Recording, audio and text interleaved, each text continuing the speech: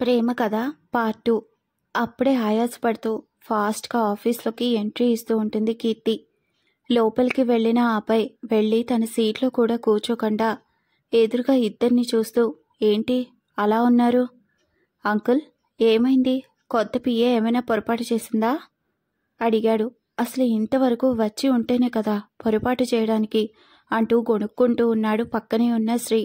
What, come again అన్నాడు.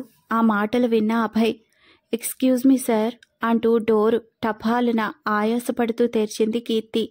ముగ్గురు ఒక్కసారిగా కీర్తిని చూశారు. ఆయాసపడుతూ లోపలికి వచ్చి, సారీ సార్, లేట్ అయింది, excuse me. Sri sir, please, I have some water అంటుంది. అయిపోయింది అంటూ మనసులో అనుకుంటూ శ్రీ వెళ్ళి వాటర్ బాటిల్ ఇచ్చాడు. ఆ వాటర్ బాటిల్ తీసుకొని గడగడ అని తాగేసింది కీర్తి. నేనేదో ఒకటి చెప్పి మేనేజ్ చేసి ఉండేదాన్ని కదా కీర్తి, తొందరపడి లేట్గా వచ్చాను అని చెప్పేశావు అని మనసులో అనుకుంటూ అభయ్ మొహం చూశాడు మురుగన్. అభయ్ చాలా కోపంగా కనుబొమ్మలు పైకి పెట్టి కీర్తినే చూస్తున్నాడు. వాటర్ తాగేసి క్యాప్ పెట్టి శ్రీ చేతికి ఇస్తూ థ్యాంక్ యూ సార్ అంది చిన్న స్మైలింగ్ ఫేస్తో.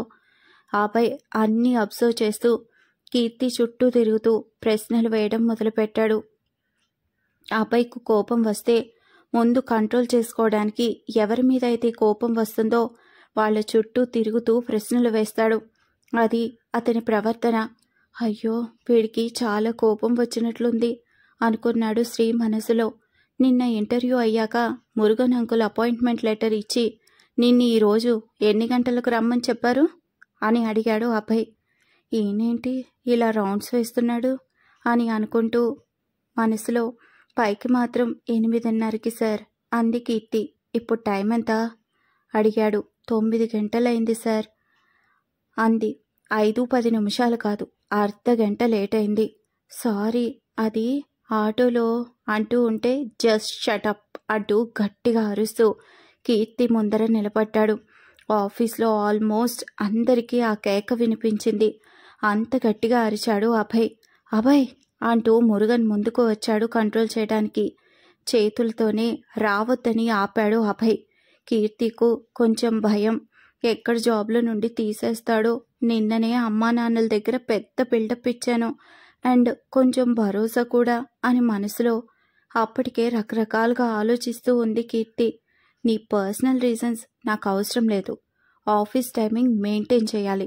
నాకు వర్క్ పర్ఫెక్ట్గా చేయడం ఎంత ఇంపార్టెంటో అంతే ఇంపార్టెంట్ నేను టైమింగ్ పంచువాలిటీ బిహేవియర్కి ఇస్తాను. మొదటి రోజు ఆఫీస్కు ఒక టైమింగ్ చెప్పారు, ఆ టైమింగ్ కంటే ఒక 5 నిమిషాలు ముందుగానే వెళ్దామని ఆలోచన రాదు కదా. ఎందుకంటే జాబ్ వచ్చేసింది, 2 సంవత్సరాలు అగ్రిమెంట్ రాసుకున్నారు, సో ఏమీ చేయలేరు అని. అంతేనా?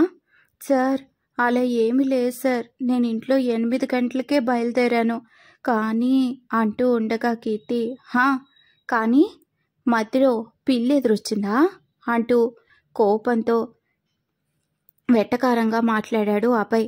అభయ్ అలా మాట్లాడుతుంటే కీర్తికి సహనం కోల్పోయి కోపం ముంచుకొస్తోంది. కానీ ఏమీ అనలేని పరిస్థితి. కంట్రోల్ కీర్తి అని తనకు తానే నచ్చ చెప్పుకుంటూ ఉంది. ఎప్పుడైనా నిన్ను జాబ్లో నుండి తీసేసే అధికారం నాకు ఉంది, అది గుర్తుపెట్టుకొని కొంచెం భయంగా వర్క్ మీద ఆఫీస్ మీద ధ్యాస పెట్టు. ఇది నేను నీకు ఇచ్చే ఫస్ట్ అండ్ లాస్ట్ వార్నింగ్ చెప్తూ ఉంటే, హాయ్ అన్నయ్య అంటూ అక్షయ్ ఎంట్రీ ఇచ్చాడు. అక్షయ్ని చూడగానే అభయ్ మొహం కోపంలో నుండి చేంజ్ అయి నవ్వు మొహంలోకి మారిపోయింది. హాయ్ చిన్న, నువ్వేంటిక్కడ అన్నాడు అభయ్.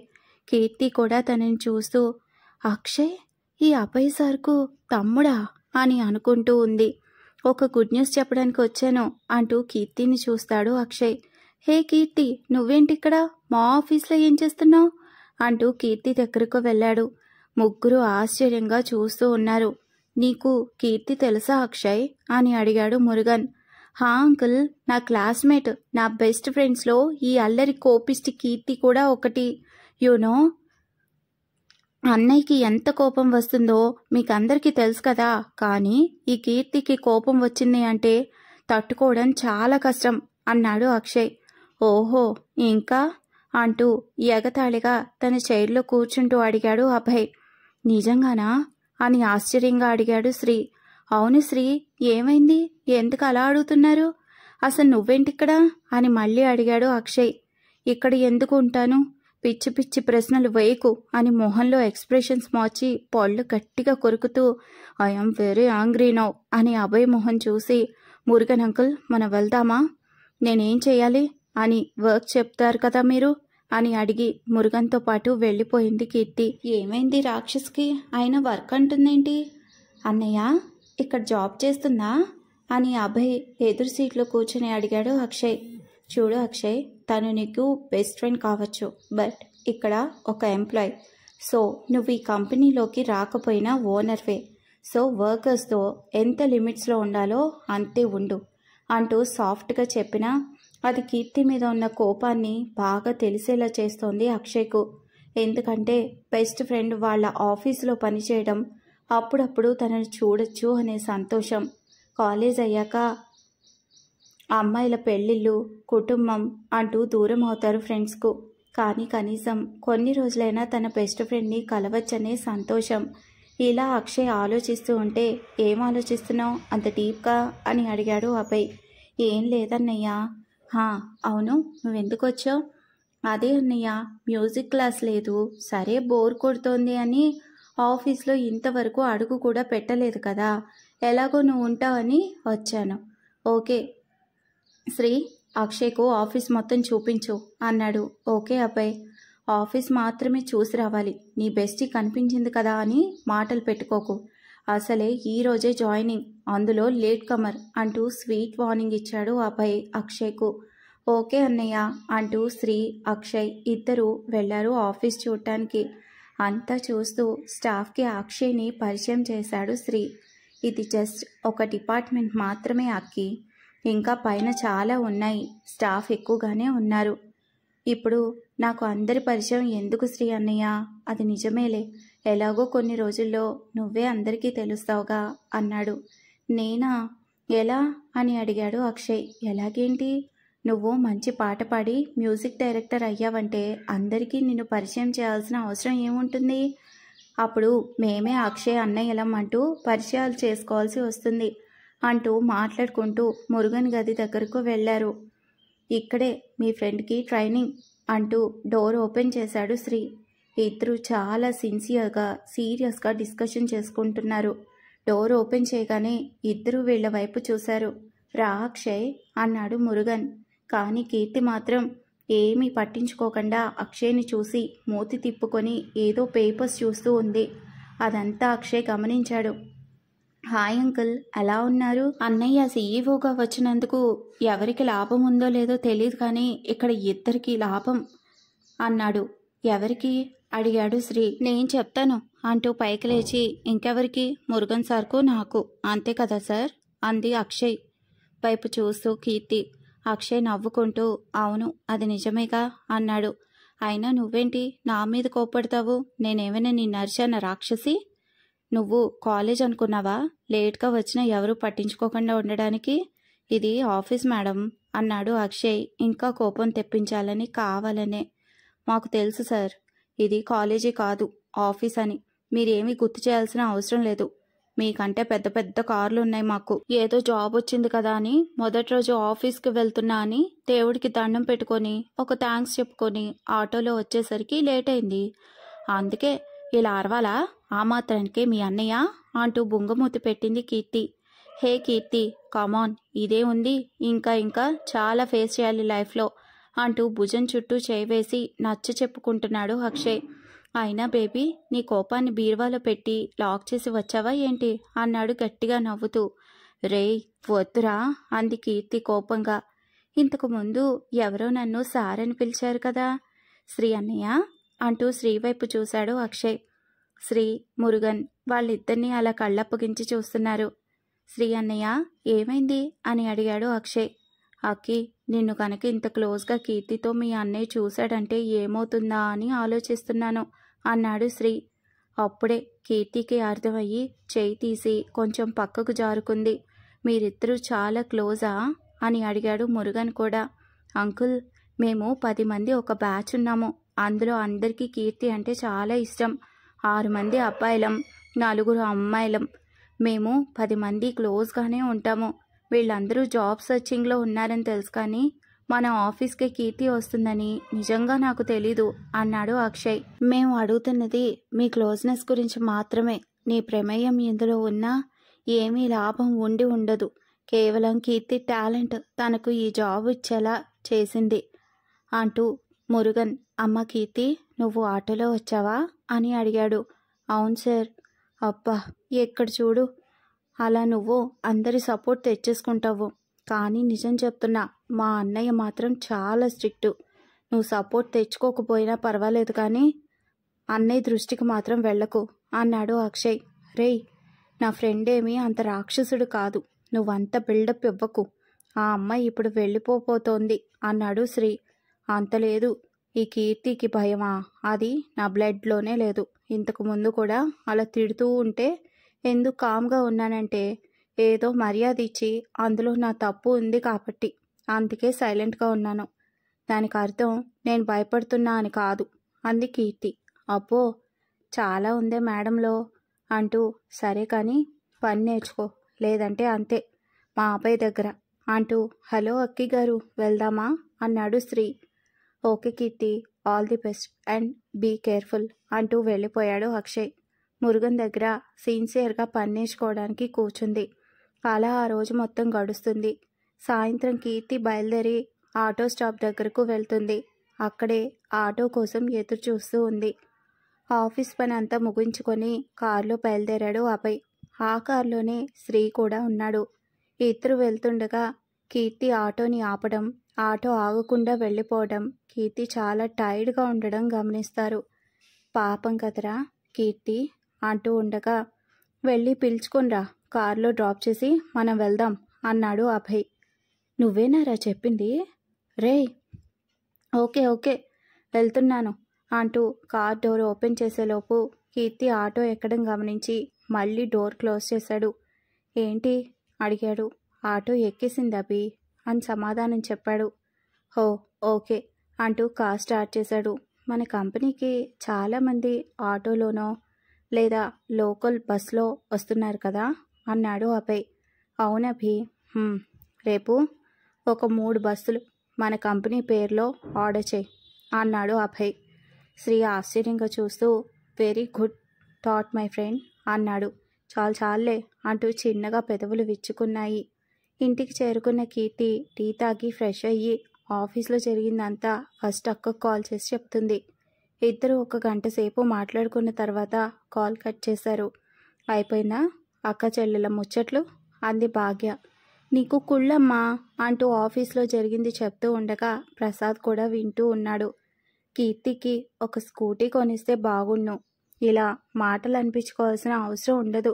కానీ ఇప్పుడు డబ్బులు లేవు, వడ్డీలు కట్టడానికి కష్టంగా ఉంది. ఒక 6 నెలలు గడవని, ఆ తర్వాత స్కూటీ తీసిస్తాను అని మనసులో అనుకుంటాడు ప్రసాద్. రేపటి నుండి తొందరగా వెళ్ళాలమ్మా అంటూ ఉంది కీర్తి. తొందరగా వెళ్ళాలి అంటే తొందరగా లేవాలి, అందుకే తొందరగా నిద్రపోవాలి, కాబట్టి తొందరగా తినాలి, రా తిందు అని భాగ్య కిచెన్లోకి వెళ్ళింది. నాన్న, అమ్మకి తొందర అనే పదం అచ్చొచ్చిందా అంటూ నవ్వుకుంటారు ఇద్దరు. నెక్స్ట్ డే మొదటి రోజే తిట్లు తినడం వల్ల రెండవ రోజు ఆఫీస్కు 8:30కే చేరుకుంది. అందుకు ఇంకో కారణం కూడా ఉంది. మొదటి రోజు స్టాఫ్ ఎవరిని పరిచయం చేసుకునే అవకాశం రాలేదు. లంచ్ కూడా మురుగునితోనే తినడం వలన అప్పుడు కూడా ఎవరిని పరిచయం చేసుకోలేదు. అందుకే తొందరగా వచ్చి పరిచయాలు చేసుకుంది కీర్తి. గుడ్ మార్నింగ్ మేడం అంటూ కీర్తికి విష్ చేస్తుంటే, గుడ్ మార్నింగ్ అంది కీర్తి నవ్వుతూ. నిన్న మీరు లేట్గా వచ్చారు, ఇంకో పిఏ కోసం మళ్ళీ ఇంటర్వ్యూ జరిపించాల్సి వస్తుంది అనుకున్నాం మేడం అని అంది లత. కొంచెంలో మిస్ అయింది, లేతే అలాగే జరుగుండాల్సింది. నా తలరాత బాగుండడం వలన మీ బాస్ చేతిలో తిట్లు తిని బయటపడ్డాను అంది. మా బాస్ అంటే ఇప్పుడు సారు మీ బాస్ కూడా మేడం. మీరే ఎక్కువగా పక్కనుంటారు కాబట్టి కొంచెం జాగ్రత్తగా ఉండాలి యముడి దగ్గర. యముడెవరు అంది కీర్తి ఆ మాటకు. ఇంకెవరు, మన బాసే అంటాడు సూర్య. అందరూ నవ్వుకుంటూ ఉంటారు. ఏంటి నవ్వులు అంటూ ఎంట్రీ ఇస్తాడు బాస్. అందరూ ఒక్కసారిగా భయంతో ఏమీ లేదు సార్, గుడ్ మార్నింగ్ అని విష్ చేసి వాళ్ళ ప్లేసెస్లో వాళ్ళు కూర్చుంటారు. నువ్వు ఇక్కడ ఏం చేస్తున్నావు అని కీర్తిని అడుగుతాడు అభయ్. అది నిన్న పరిచయాలు చేసుకోలేదు అందుకే అంటూ ఉండగా, పరిచయాలు అదే పనిగా చేసుకోవాల్సిన అవసరం లేదు. పనులు చేసుకుంటూ ఉంటే పరిచయాలు వాటంటే అవే అవుతాయి, అర్థమైందా అంటూ ఒక లుక్ ఇస్తాడు అభయ్. Yes sir. ఎస్ అంటూ ఇక్కడే ఉన్నావేంటి, ఈరోజు మీటింగ్ ఉంది, దాని గురించి తెలుసా నీకు అన్నాడు అభయ్. తెలుసు సార్. వెళ్ళి ఆ పంచుడు. పొద్దున్నే ఈ శాడిస్ట్ గాడి కంట్లో పట్టాను. ఏం జరుగుతుందో ఈరోజు, దేవుడా నువ్వే నన్ను కాపాడాలి అని మనసులో అనుకుంటూ మురుగన్ ఛాంబర్కు వెళ్తుంది కీర్తి. స్టాఫ్ అందరికీ ఒక సీరియస్ లుక్ ఇచ్చి తన ఛాంబర్కు వెళ్తాడు అభయ్. తన ఛాంబర్కు వెళ్ళాక స్టాఫ్ అంతా ఈ ఊపిరి పీల్చుకుంటారు. టెన్షన్ పెట్టేశాడు. ఏదో మంచి మూడ్లో ఉన్నాడు కాబోలు, ఈజీగానే వదిలేశాడు. అన్నీ మాట్లాడుకుంటూ వర్క్ చేసుకోవడంలో బిజీ అయ్యారు అందరూ. కాసేపటికి మురుగన్ ఆఫీస్కు వచ్చాడు. నేరుగా అభయ్ దగ్గరకు వెళ్ళి విష్ చేసి మీటింగ్ గురించి కొంచెం సేపు మాట్లాడి వెళ్ళిపోయాడు. శ్రీ కొంచెం లేట్గా వస్తాను అని ముందుగానే అభయ్కు ఇన్ఫర్మేషన్ ఇచ్చాడు. కానీ డైలీ శ్రీ పొద్దున్నే ఆఫీస్లో కలవడం, తనతో ఆఫీస్ విషయాలు డిస్కస్ చేయడం అలవాటు అవడం వలన ఆ కొంచెం లేట్ని కూడా బేర్ చేయలేకపోతున్నాడు అభయ్. మురుగన్ ఛాంబర్కి వెళ్తూ ఈ అమ్మాయి కీర్తి వచ్చిందో లేదో అనుకుంటూ డోర్ ఓపెన్ చేశాడు. కీర్తి ఏదో సీరియస్గా సిస్టంలో వర్క్ చేసుకుంటోంది. చిన్న స్మైల్తో ఏంటో అంత సీరియస్ వర్క్ అంటాడు మురుగన్ లోపలికి వెళ్తూ. గుడ్ మార్నింగ్ సార్ అంటూ కీర్తి లేచి విష్ చేస్తూ చిన్న స్మైల్తో మీటింగ్ వర్క్ చూస్తున్నా సార్ అంటుంది. వెరీ గుడ్, ఏం చేసావో చూపించు అంటూ సిస్టంలో కీర్తి చేసిన ప్లాన్ చూస్తాడు. గుడ్ వర్క్ కీర్తి, వచ్చిన రెండో రోజే మీటింగ్ గురించి బాగానే తెలుసుకొని ప్లాన్ చేశావు, సూపర్ అన్నాడు మురుగన్. Thank you sir. సరే ఈ ఫైల్ని కాపీ చేసి అభయ్కు చూపించిరా అన్నాడు మురుగన్. సార్ ప్లీజ్ నేను వెళ్ళను, మీరే వెళ్ళండి అంది. చూడు కీర్తి, ఈ 1 మంత్ మాత్రమే నువ్వు ఇలా అభయ్ నుండి దూరంగా దాక్కోగలవు. ఆ తర్వాత నువ్వు అభయ్ని ఫేస్ చేయక తప్పదు. సో ఇప్పటి నుంచే అది కూడా అలవాటు చేసుకో అన్నాడు. చేసుకుంటాను సార్, కానీ ఈ ఒక్కరోజు ప్లీజ్ మీరు వెళ్ళండి అంటుంది అమాయకమైన మొహంతో. భలే పెట్టావే మొహం. సరేలే, నువ్వు అలా పెట్టినందుకైనా ఈ ఒక్కరోజు నేను వెళ్తాను, బట్ రేపటి నుండి సాకులు చెప్పకూడదు అన్నాడు. Okay sir, thank you.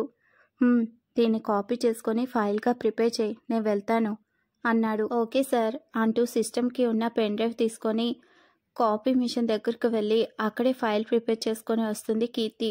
File తీసుకొని అభయ్ ఛాంబర్కు వెళ్తాడు మురుగన్. అప్పుడే శ్రీ కూడా ఎంట్రీ ఇస్తాడు. ఇద్దరు ఒకేసారి లోపలికి వెళ్తారు. హాయ్ అంకుల్, గుడ్ మార్నింగ్ అన్నాడు అభయ్ శ్రీ వైపు చూస్తూ. గుడ్ మార్నింగ్ శ్రీ, ఏంటి లేట్గా వచ్చావు అంటాడు అభయ్ శ్రీని చూసి. వచ్చాన్రా బాబు. ఏంటి అన్ని కాల్స్ చేశావు? అమ్మ కంగారు పడింది అన్నాడు. నువ్వేమో లేట్గా వస్తాను అన్నావు, నాకేమో నిన్ను మార్నింగ్తో ఆఫీస్లో చూడడం అలవాటైంది, నువ్వు లేకుండా ఒకలాగా ఉంది, అందుకే కాల్ చేసేసాను, సారీ అన్నాడు. ఇంకేదో అయ్యిందేమో అని నేను కంగారు పడ్డాను, అయినా అలా 1 గంటకే ఇలా అయిపోతే ఎలా అభయ్ అన్నాడు పక్కనే ఉన్న మురుగన్. అంకుల్, దానికి సమాధానం నేను చెప్తాను. వీడు స్కూల్ అండ్ కాలేజ్, ఇప్పుడు ఆఫీస్, ఎప్పుడు ఇంతే అంకుల్. నా దగ్గరే ఉండాలి, ఎప్పుడు నాతోనే ఉండాలి, ఇంకెవరితో మాట్లాడకూడదు. అబ్బా నాకు టార్చర్ అంకుల్ వీడు. ఓహో, నా ఫ్రెండ్షిప్, నా కేరింగ్, నా లవ్ నీకు టార్చర్ లాగా అనిపిస్తుందా? సరే మిస్టర్ శ్రీ గారు, ఇక మిమ్మల్ని డిస్టర్బ్ చేయను, ప్లీజ్ డూ యువర్ వర్క్ అంటాడు అభయ్. అయ్యో అలా అలిగితే ఎలా అభయ్? అంకుల్, ఇది వాడికి నాకు అలవాటే, మీరు కంగారు పడకండి అనవసరంగా అంటాడు శ్రీ. నువ్వెందుకు లేట్గా వచ్చావు శ్రీ? అదెందుకు అడుగుతారులే అంకుల్, వయసు 25 వచ్చేసింది, ఇక ఎప్పుడు పెళ్లి చేసుకుంటావు?